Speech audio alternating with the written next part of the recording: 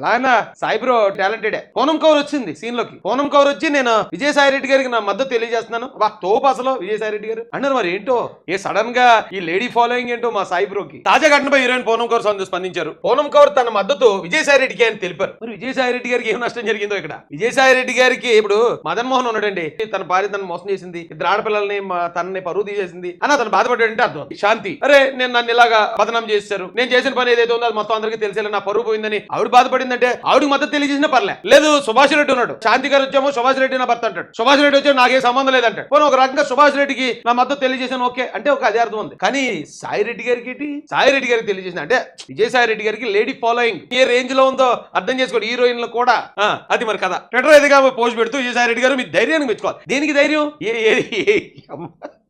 నాకు లేనిపోయి డౌట్లే చెప్తాను బాబు. ఏంటబ్బా ధైర్యం నీకు? ఈ మ్యాటర్ లో ఆయనలోనే ఆ ధైర్యం ఏం కనిపించింది పూనం కౌరా?